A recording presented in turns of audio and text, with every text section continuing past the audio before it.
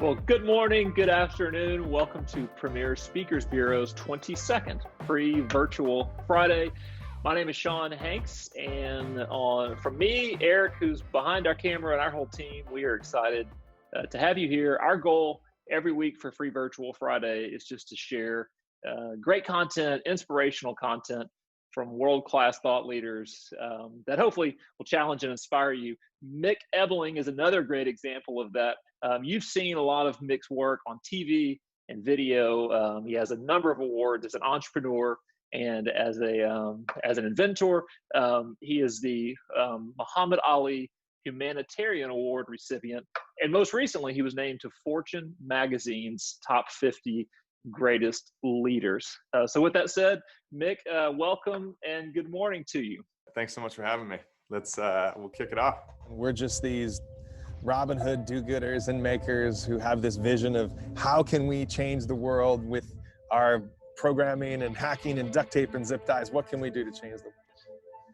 Imagine having a mind that is totally intact and can still feel everything, but not being able to move or communicate for the rest of the time you're alive. I thought everybody had access to these Stephen Hawking machines, but he didn't. Then why don't we hack that and make it so you can move your eyes back and forth, and that's a cursor.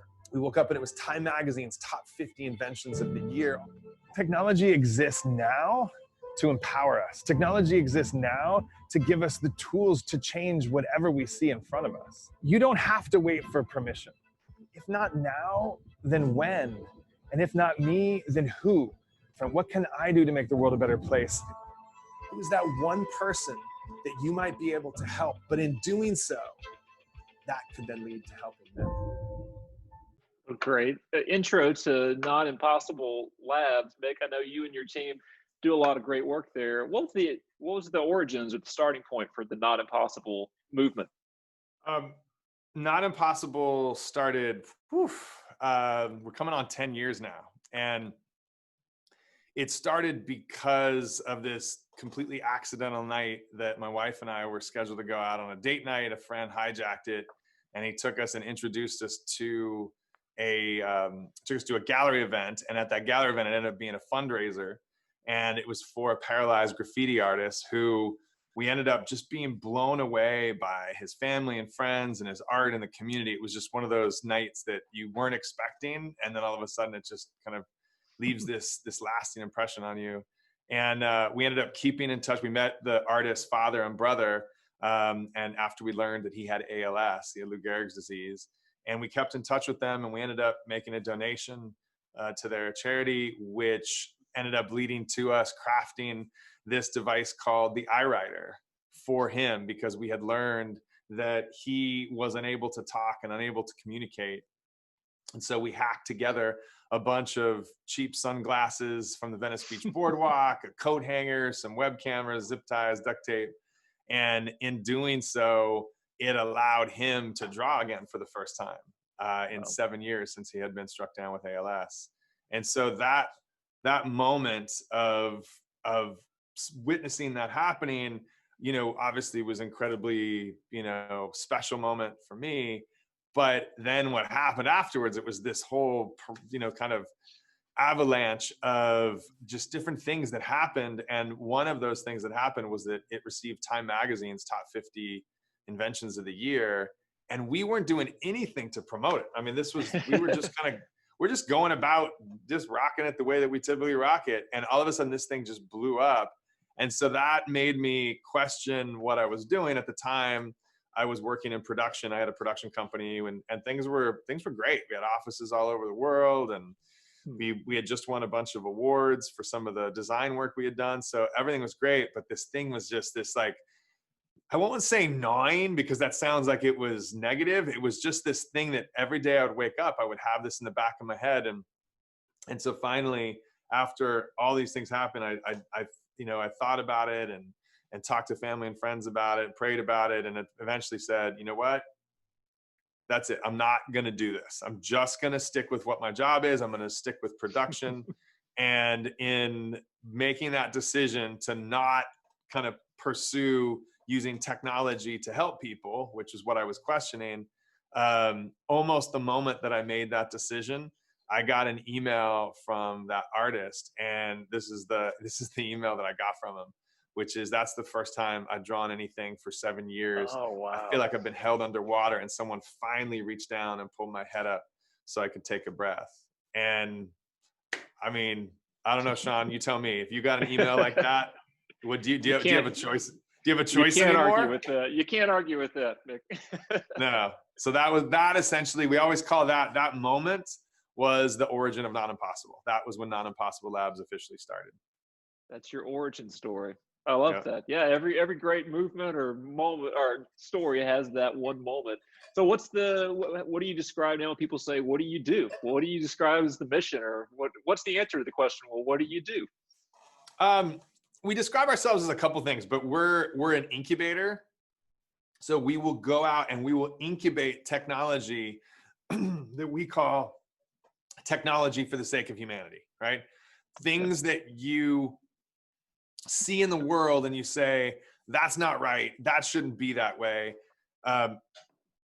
Then we dogpile on it with hackers and makers and people who are just, we always call them the misfit geniuses and mad scientists. And we figure out how to solve those absurdities. And then we incubate them, we prototype them, and we get them to a certain point. And eventually, one of two things happens. We either we give the technology away. We just post it open source and give it away. And I'll show you a couple things we've done with that. iWriter is one of them. And then the other one is that we'll say, wow, there's actually, if what we're driven by is how do we affect the most amount of people, then we say, well, is it better to give it away, or is it better to scale this up and spin it off as its own separate company? And so we've done that. We've spun off a couple things as their own separate companies, and we've also spun things off and just posted open source. So we are the answer. That was a long answer to your question, but no, when people ask us, we're an incubator for good. We're a technology incubator for good. An incubator for good. I love that. Well, we have all kind of different viewers watching, many event managers, but CFOs, CEOs, and I'm sure some of them, but everyone loves the thought of you giving it away for free. And then some people say, well, no, you could turn that into a business or do those types of things with it. It sounds like you've chosen both of those paths depending on what the need is. Yeah, it governs, what governs that decision is how can we help the most amount of people?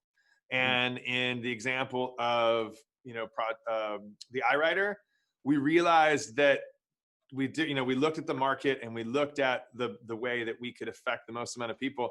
And it was by posting it open source, right? At the time, at the price points and the ability to scale and just kind of the landscape, we just said, we can help the most amount of people this way. Now, on the other things that we're doing, we looked at it and we said, we can help more people. Giving it away it would just sit there dormant.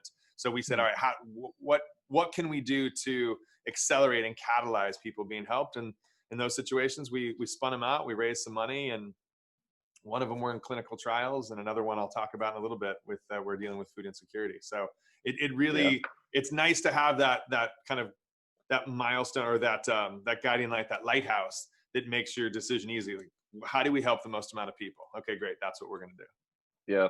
I love this is a sidestep for a second. I love your approach. Much of it involves coat hangers and duct tape. At some point, I guess that's the starting point. There's a finished product to be made, but coat hangers and duct tape, a lot of the world has been changed with those two items. So, yep, I agree. Mick, you guys, I guess when you undertake to do the impossible, by definition, starting out, it's going to be difficult. I mean, that it's currently impossible. There has to be a couple of times where you've committed. A big part of your approach is you commit first and then you figure it out, right?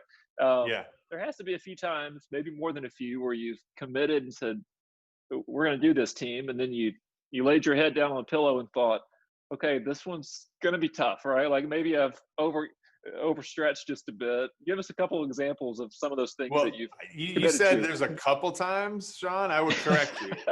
It's every time, right? All the times. Yeah. So you just said, one of our mantras is commit and then figure it out. And that mantra is about seeing something that's absurd, seeing something that's wrong, seeing something that you just say, that's not right, that just shouldn't be that way. And then not just going to bed, letting that continue to exist that way. Just saying, eventually it stirs something up in you, say, I've got to change. I got to be something. I got to do something that is going to push this thing out or forward.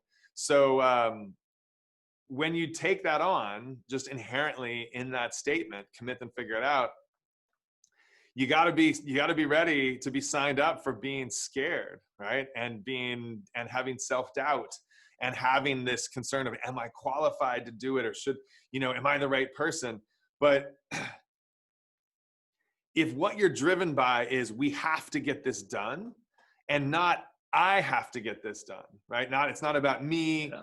Then what happens is, and that's kind of our mentality, is we will assemble people, these brilliant people from all over the world, and it's everything toward the end of pushing that solution out. And so, the I writer, we were, fear was part of that, of like, oh my God, we bit off more than we could chew.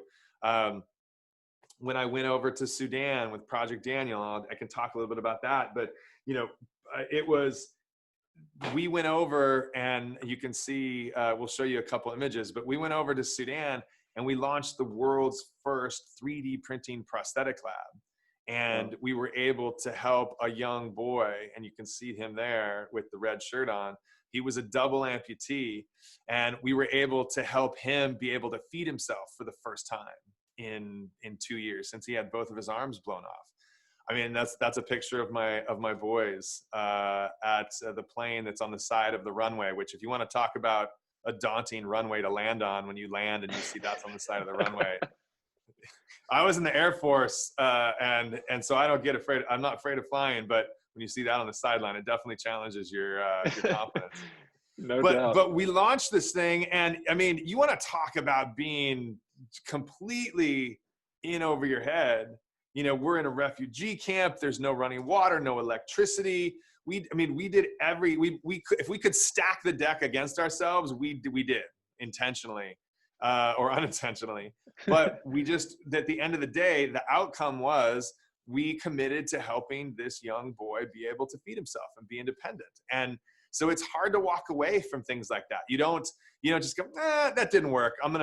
It's different. Like, I'm gonna go build a fence in my backyard, and it doesn't work. Okay, I'm just gonna hire someone to do it. It doesn't work like that. If you're committed to someone to help them feed themselves and to be independent, the stakes are a little bit different. So one of the chapters in my book actually is fail, fail, fail, succeed, repeat as necessary. And that kind of sums it up. We have no problem breaking eggs to get to that final omelet. In fact, we treasure that. And we know that if we're failing, and we know that if we're running into roadblocks, then we're just one step closer to figuring out how we're going to be able to pull it off. One step closer. I love that. Mick, I think Alex may have that Project Daniel video available. I'd love for the viewers to be able to see that. It's a great example of the work that you guys have done.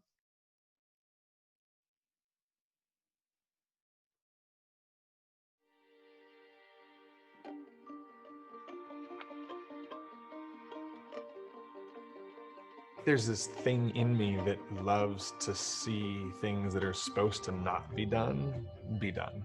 Daniel is just one of 50,000 amputees left in the wake of the bloodiest war Africa has ever known.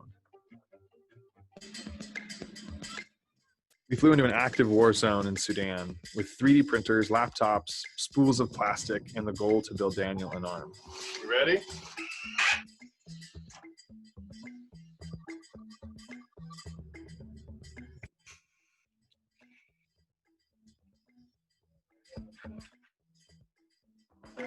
The concept of Project Daniel was hatched on July 11th.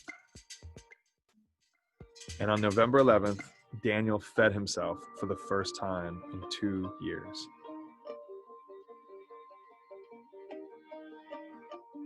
But it's never about just one person. If we could teach the locals to do it themselves, then Project Daniel could live on long after we left.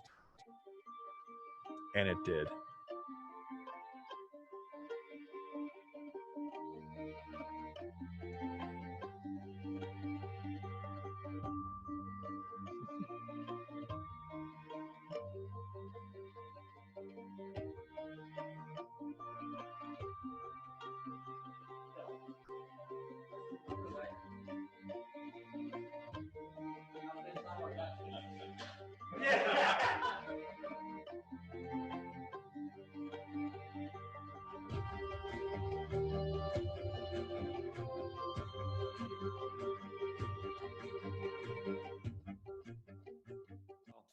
What a powerful example of that. Commit first.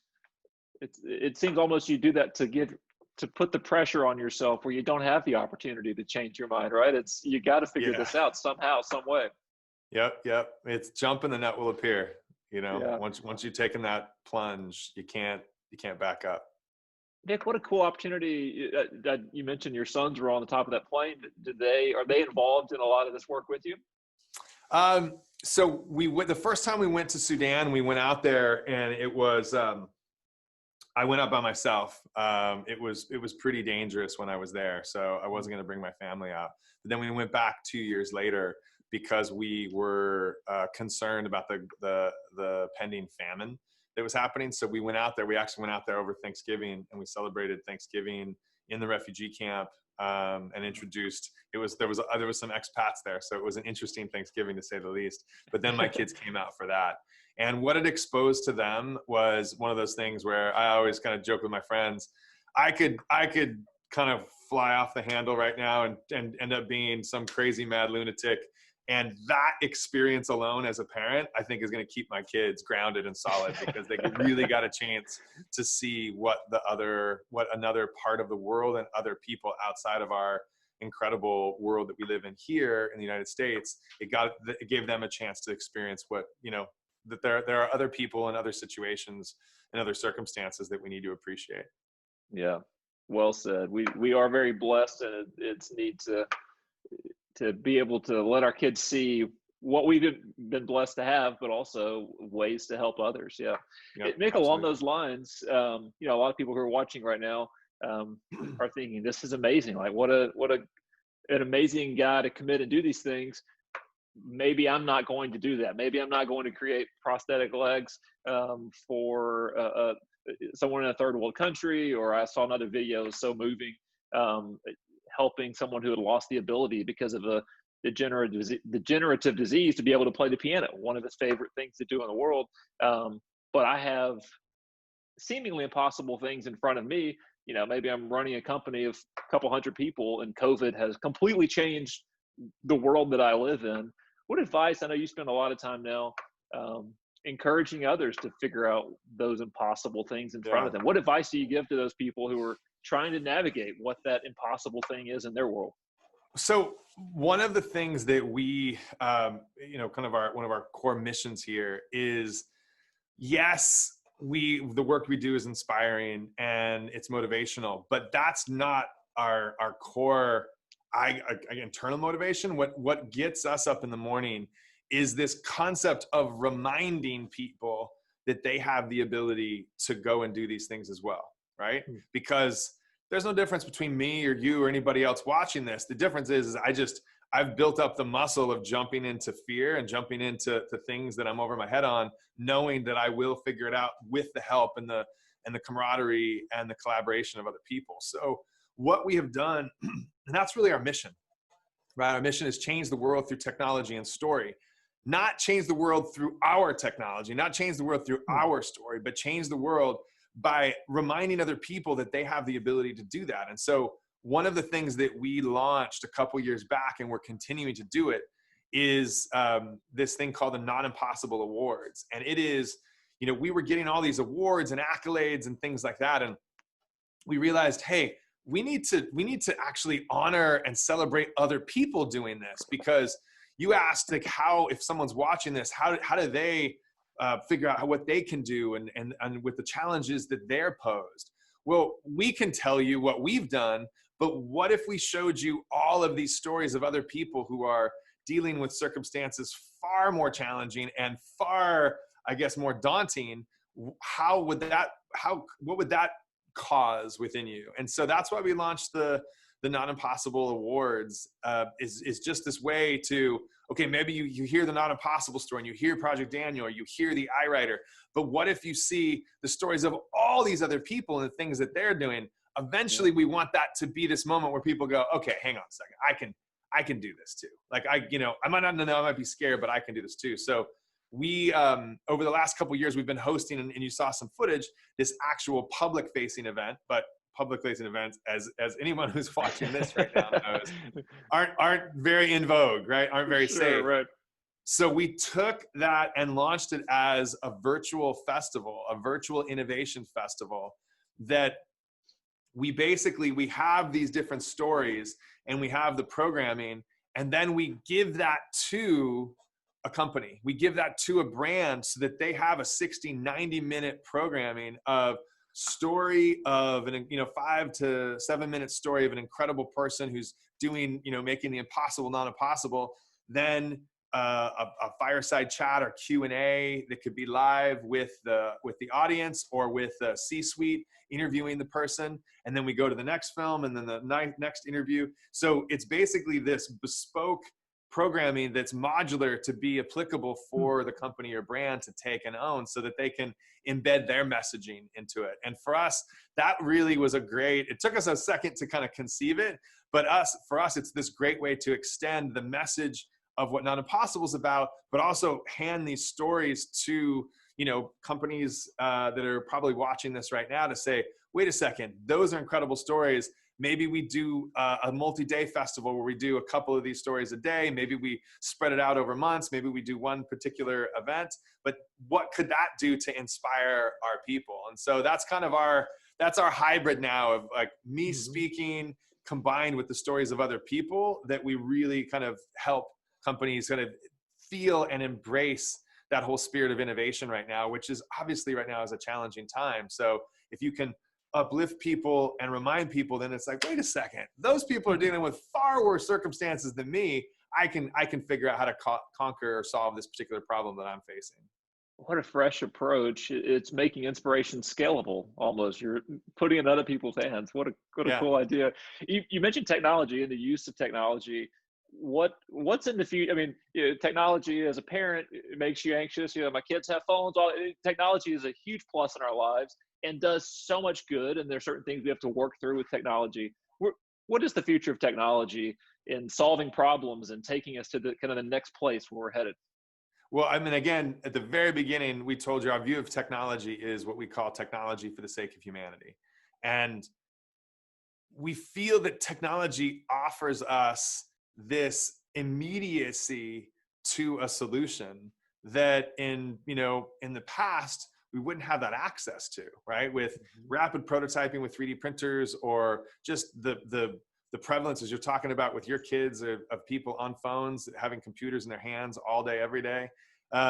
So our viewpoint is, yes, there's some aspects of it that need to be navigated, especially as a parent. But what if you use this incredible force as a force for good? So we've now launched a couple of different initiatives. One of the initiatives that we're incredibly excited about that we launched this year, and which is crazy because we're going to look back at 2020 and what a tumultuous year, but for Not Impossible, it also happens to be the year that we spun off 2 separate companies. Wow. But one of those is Hunger Not Impossible. And Hunger Not Impossible is this solution that when we started to look at the issue of food insecurity, especially in March when things went crazy and a lot of kids lost their free and reduced meal programs, people were unemployed. We said, we have to solve something.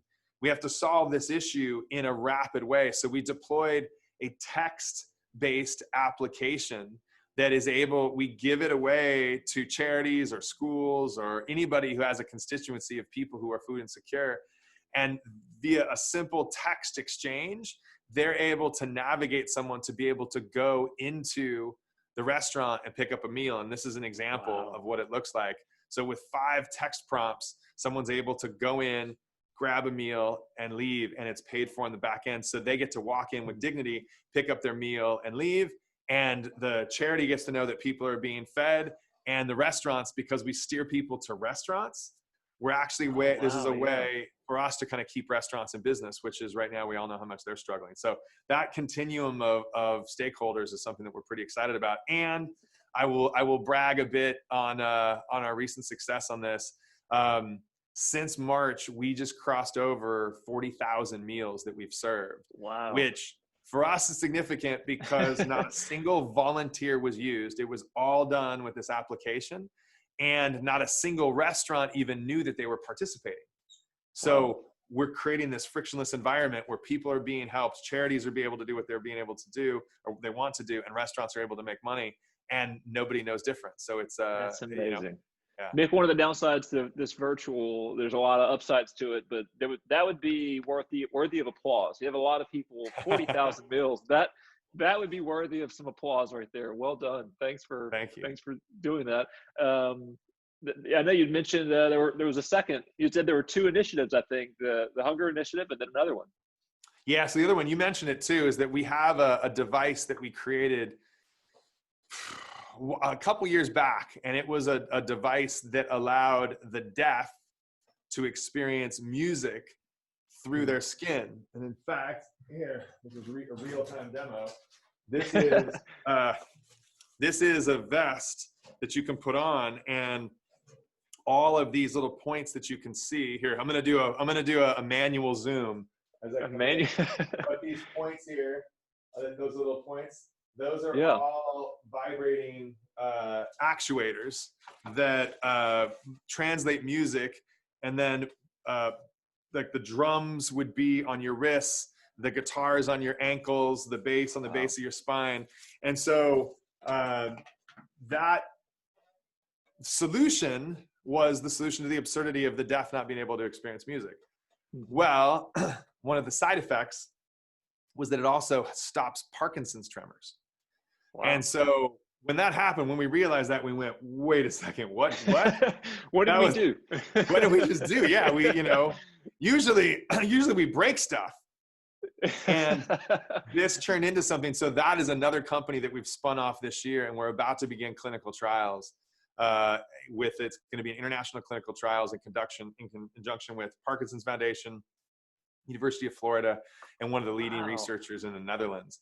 And our hope is that within 18 months, we'll have a product that will be able to someone will be able to go to their doctor and have this prescribed, and it abates and deals with the way that Parkinson's presents, which is tremors, freezing, different things like that. So we're pretty excited about that. And you will not find anything about that on our website because we're going through the FDA process right now. So we're very hush hush. We can talk about it like this.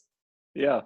And I also could say, if the FDA is watching, we are not making any claims that this thing actually works. We are just in clinical trials. This is breaking news. We've got to keep this, we'll keep this undercover for now. Perfect.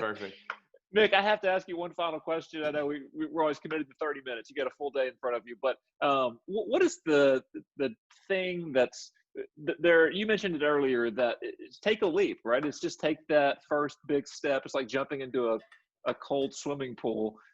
Just as a parting bit of advice for the folks watching do you give any advice for how you take that leap? What's that trigger point where you just say, I'm going to do it? I think it's getting comfortable with the fact that if you look at every single person who has ever tried something significant, massive, or small, there's always a bit of fear. There's always a bit of self-doubt. And we don't have that comparative vantage point to know that when Elon Musk decided to do his first thing, that he was probably scared out of his mind. Or, go back to something even more kind of relative or pedestrian to people. When you first dive off a diving board or a high dive into a pool, like you got your butterflies in your stomach, but you do it and you survive on the other side. So I think it's really about, if something is gnawing at you, don't turn away. If something's gnawing at you, say, that's not right. Why is that? Is to dive in, to try and figure out how to solve it. And another way to humanize this and to make it more approachable is and this is a perfect way to wrap things up, is that we have a mantra called help one, help many. Because if everyone who's watching this right now said, I'm going to try to solve fill in the blank, global poverty, homelessness, whatever that might be, that's a pretty daunting task. And unless you've got a bank account like Elon Musk or Gates or Buffett or Bezos, then that's a pretty daunting task. But what would happen if you just tried to address that problem, that issue, for one person? it makes it much more approachable, right? But Sure. if everybody who's watching this right now went out and tried to help one person and encourage their family to do the same, all of a sudden you're talking about scale. And so that's Not Impossible is about humanizing and making accessible this concept of really trying to change the world, and Help One, Help Many is our vehicle to doing that. Great stuff. Mick, thank you so much. You and your team are an inspiration. What you do is you change the world. Help one, Hey, help thanks. many. Thank you so much for doing this. I have to give a shout out quickly as we end here to Don Jenkins, one of our longtime team members at Premier National Speakers Bureau. He said, out of all the people we get to talk to, Mick is the one guy that I'm most excited about. So I know you got some big fans on this side of the camera. Thanks to Jordan and Alex, your whole team. Mick, thanks for joining us. We'll see you soon. For all of Thanks our so much for viewers, having thanks me. so much for joining us for another free virtual Friday, and we'll see you again soon. Thank you.